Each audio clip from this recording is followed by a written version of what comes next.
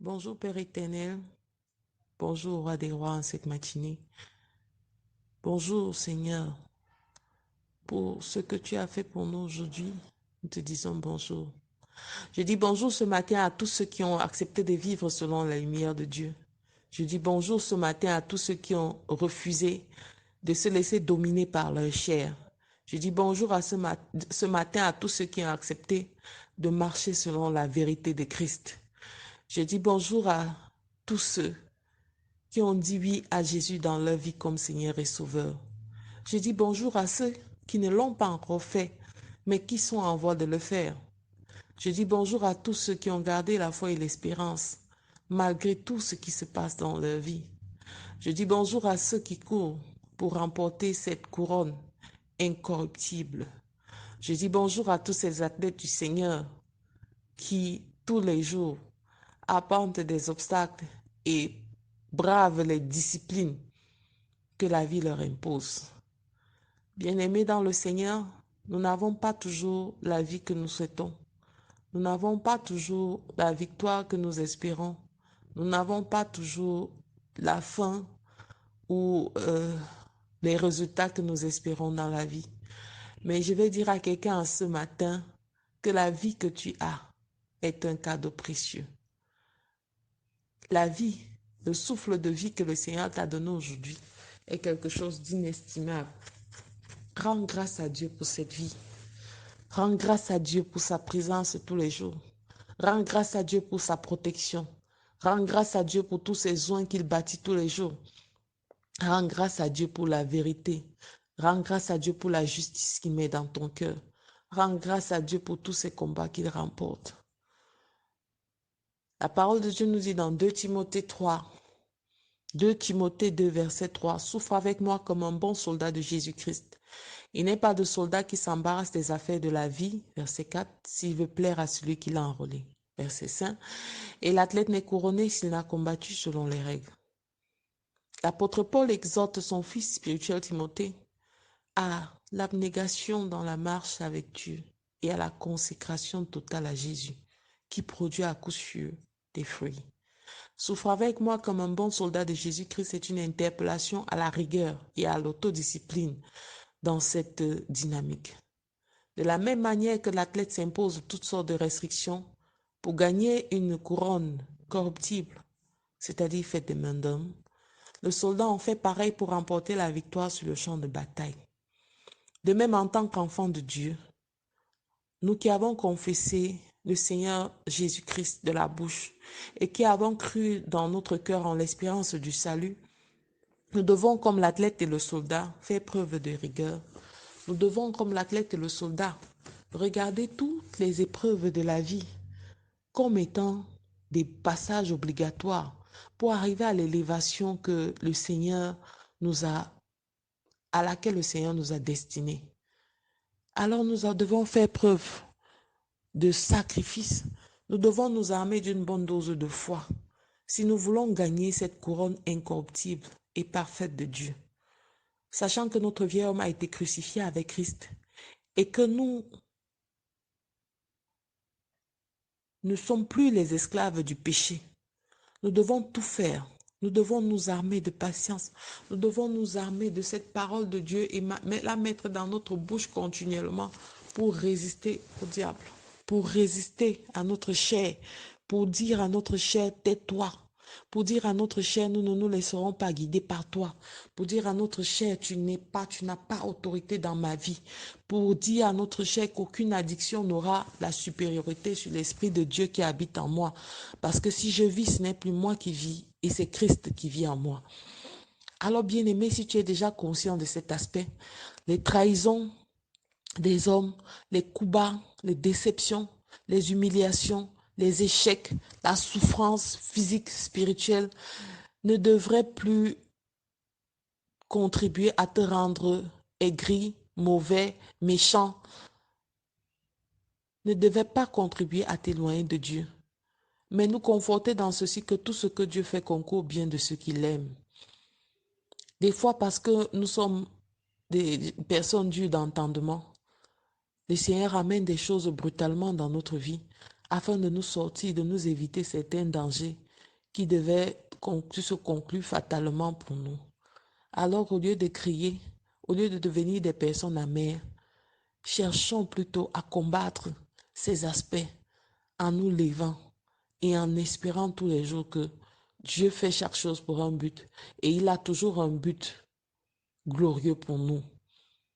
Tu dois pouvoir t'armer de cette parole de Dieu. Tu dois la mettre dans ta bouche continuellement. Alors quand le malin viendra, quand la tristesse viendra, lève-toi et déclare la parole du Seigneur. Tu dis, Seigneur, je sais les projets que tu as formés pour moi, les projets de paix et de bonheur et non les projets de malheur.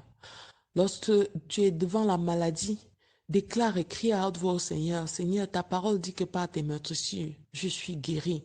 Dans la disette, confesse que si le Seigneur nourrit les oiseaux du ciel, il pourvoira à mes besoins. Car l'Éternel est mon berger, je ne manquerai de rien.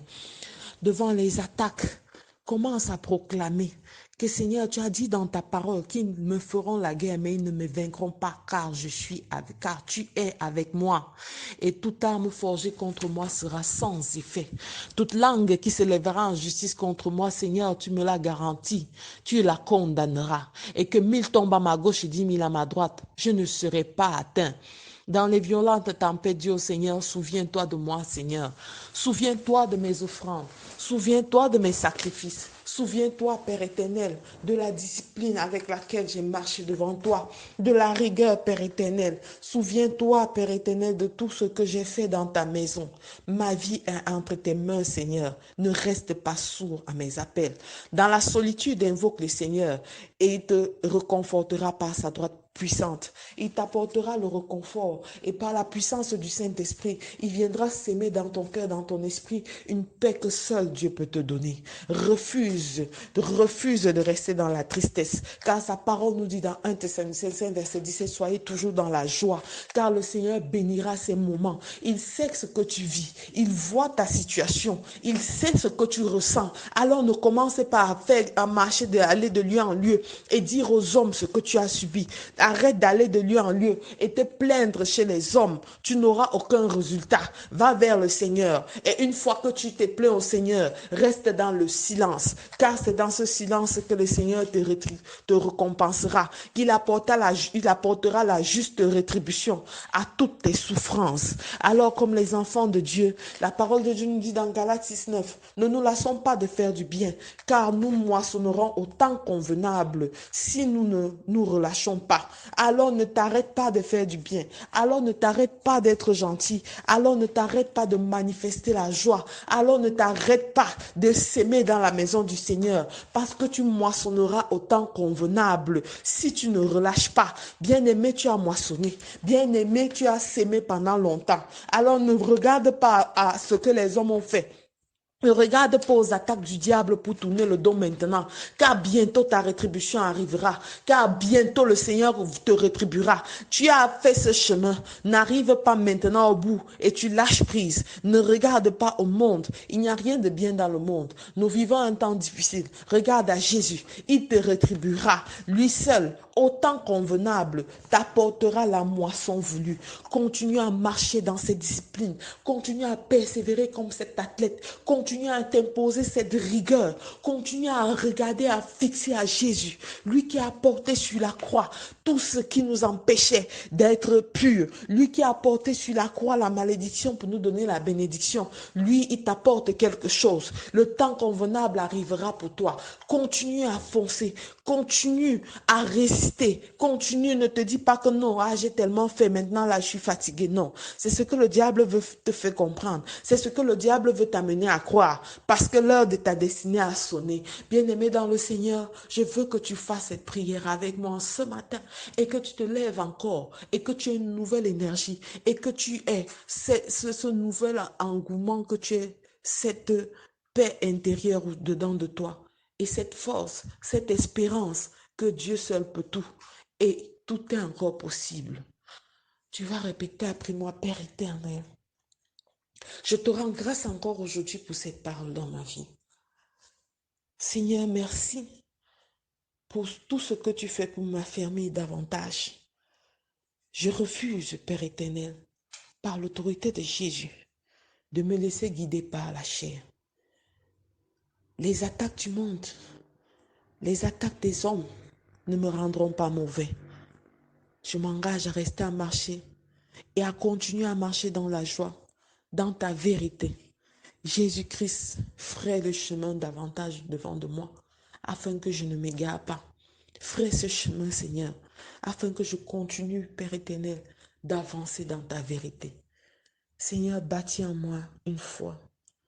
Fais de moi, Père éternel, ce véritable fils, cette véritable fille d'Abraham, qui espère là où personne ne croit à la réalisation d'une quelconque chose.